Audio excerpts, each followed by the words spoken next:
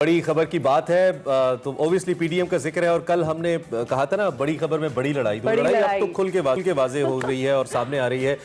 ANP ने PDM छोड़ दी। This is the breaking news that we have. Obviously आपने इसको देखा भी होगा, कल से इस पे डेवलपमेंट्स भी हो रही हैं। पीपल्स पार्टी और अवामी नेशनल पार्टी को शो कॉज जारी किया गया था।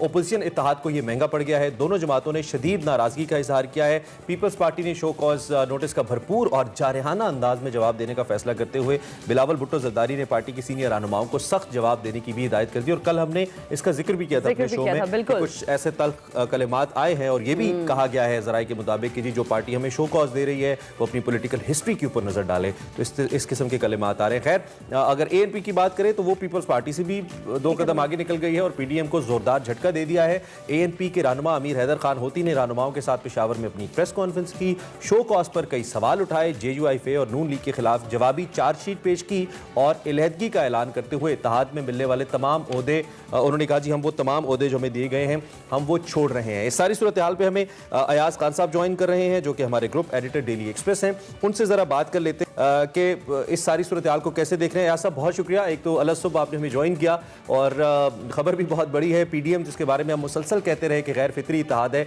ये जो झटका एएनपी ने दिया है इसके बाद हम क्या समझें कि अब ये टाइटैनिक जो 11 जमातों का बना था पीडीएम का, अयाज साहब डूब गया? Good morning Imran and Hina. अगरचे आज पाकिस्तान और साउथ अफ्रीका का थर्ड ओडीआई भी है, लेकिन आपने चूंकि बोरिंग सब्जेक्ट पे मुझे बुलाना जरूरी समझा तो चलें यहीं से स्टार्ट कर लेते हैं। देखें, एएनपी के बाद तो ये तो कहा जा सकता है कि बिल्कुल रेस्ट इन पीस पीडीएम, लेकिन मेरा ख्याल है पीपल्स पार्टी इतनी आसानी से जान नहीं छोड़ेगी इनकी। पीपल्स पार्टी को जो शो कॉज नोटिस जारी किया है उसका यकीनन सख्त जवाब भी आएगा और पीपल्स पार्टी इसको इस तरह से आसानी से जिस तरह एएनपी निकल गई है इससे निकलेगी नहीं, बल्कि पीपल्स पार्टी खिलाती रहेगी इनको और ये कहेगी कि जी हम तो पीडीएम हम हैं, असल में हम तो इसको बनाने वाले हैं, तो हमें कोई कैसे निकाल सकता है। तो ये दिलचस्प सिचुएशन बनने वाली है in near future. Ayaz Khan साहब, पीपल्स पार्टी ने भी शो कॉज नोटिस का भरपूर और सख्त जवाब देने का फैसला किया है। पीपल्स पार्टी का मुतवक्को सख्त जवाब क्या हो सकता है? क्या पीपल्स पार्टी ये जो है एएनपी के नक्शे कदम पर चलते हुए पीडीएम को खैराबाद कहने जा रही है? क्या कहते हैं इस बारे में? ये जैसे कि मैं आपसे अर्ज कर चुका हूँ कि पीपल्स पार्टी इतनी आसानी से जान नहीं छोड़ने वाली।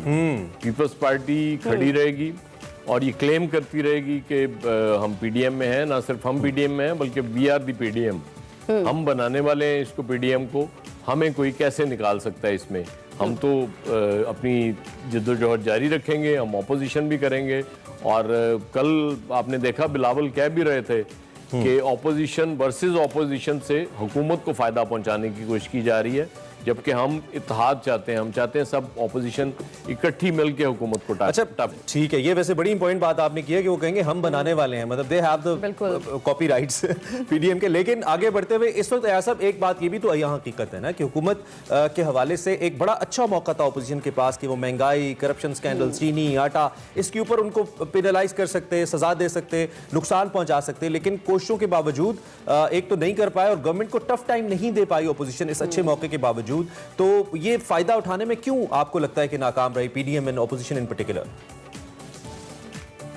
ये देखिए, इमरान खान साहब मेरा ख्याल है कि इन अ वे इस मुल्क के खुशकिस्मत तरीन प्राइम मिनिस्टर मैं उन्हें कहूँगा।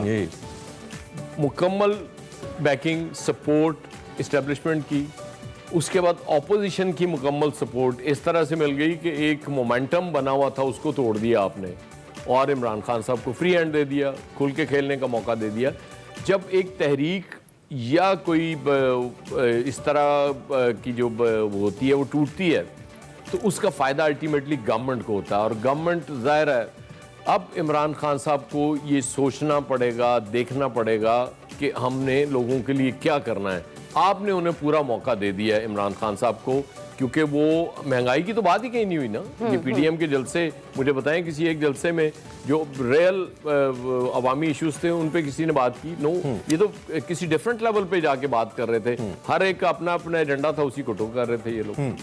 बिल्कुल बिल्कुल सही कह रहे हैं वजीर आजम ने, अयाज खान साहब, वजीर आजम ने दावा किया कि अगले 2.5 साल में आवाम को हकीकी तब्दीली नजर आएगी, लेकिन तहरीक इंसाफ की हुकूमत को 2.5 साल गुजर गए हैं, अभी तक वजीर आजम कोई मजबूत टीम नहीं बना पाए, काबीना में बार बार तब्दीलियां की जा रही हैं। एक बासलाहियत टीम के बगैर वजीर आजम कैसे हकीकी तब्दीली ला पाएंगे?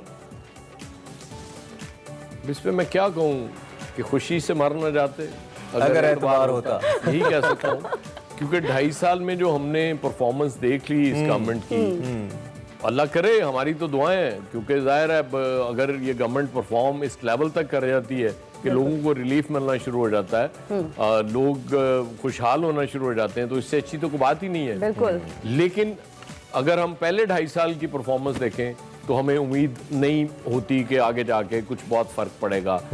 टीम तब्दील करने से आपने, मैं तो कहता हूं कि अभी चूंकि आजकल बात चल रही है कि कैबिनेट में फिर कोई तब्दीलियां करने जा रहे हैं प्राइम मिनिस्टर साहब, तो मैं यही रिक्वेस्ट करूंगा प्राइम मिनिस्टर साहब की कि वंस फॉर ऑल आप बेस्ट चेंजेस कर लें, अपने बेस्ट प्लेयर्स जो हैं बेस्ट पोजीशंस पे ले आएँ, उनको अल्टीमेट यूटिलाइजेशन उनकी कर लें, और आप मतलब इस कौम के लिए को मुआवजा कर जाएंगे, आप ऐसा कमाल कर दें कि लोग आपकी तारीफें कर रहे हो बैठ के, और वो कहेंगे जी इस तरह का प्राइम मिनिस्टर को आया ही नहीं था।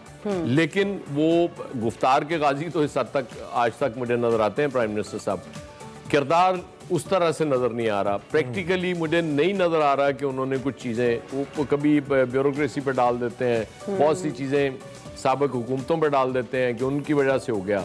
2.5 साल बहुत होते हैं उस चीज से निकलने के लिए। इकोनॉमी भी जाहिर है आप कहते हैं ट्रैक पे आ गई है, लेकिन आम आदमी को इकोनॉमी के ट्रैक पे आने या डी ट्रैक होने से फ़र्क नहीं पड़ता। आम आदमी को फ़र्क पड़ता है कि उसने जो रोटी खानी है, अगर वो उसकी दस्तरस में नहीं है, अगर वो 2 वक्त की खा रहा था और आज 1 वक्त की खाने पर मजबूर है, और जिसको 1 वक्त का खाना मिलता था वो 1 वक्त का भी नहीं खा सकता, तो उसने वो क्या करना है, उस इकोनॉमी को चाटना है। उसको इकोनॉमी और आपकी बातों पे यकीन उस वक्त आएगा जब उसको चीजें उसकी पहुंच में मिल रही होंगी। आप तनख्वाहें आप नहीं बढ़ाते और जॉब्स क्रिएशन का कोई आपके पास सीन नहीं है, तो इन हालात में आप उम्मीद दिला दें। आप ये कहते हैं कि जी घबराना नहीं है, मतलब वो आपकी इजाज़त से तो नहीं घबराना आपने, लोग तो कब कब घबरा के घबराना भी शायद छोड़ दिया हो आप लोगों ने, उन्हें समझ ही नहीं आ रही करें क्या। तो मेरा ख्याल है कि आज ये अब टाइम जो है 3-6 महीने में पेस बनती नज़र आ जाती है। अगर पेस बन गई तो फिर तो चीज़ें बेहतर होना शुरू हो जाएंगी, वरना हालात यही रहे कि जी हम कर देंगे तो गा गए गीत तो हमने बहुत सुना है। अयाज खान साहब, ग्रुप एडिटर, डेली एक्सप्रेस, बहुत शुक्रिया, आपने तजिया अपना पेश किया। और जिस दिन प्राइम मिनिस्टर अपनी हर बात को और अपने हर वजीर की तावीलों को जस्टिफाई करना छोड़ देंगे, हकीकी ट्रांसपेरेंसी लाने की कोशिश करेंगे, कर लेंगे, मुश्किल कुछ भी नहीं है। He is been doing for Pakistan a lot. बात इस पे करते रहेंगे, ब्रेक लेते हैं। Keep watching express.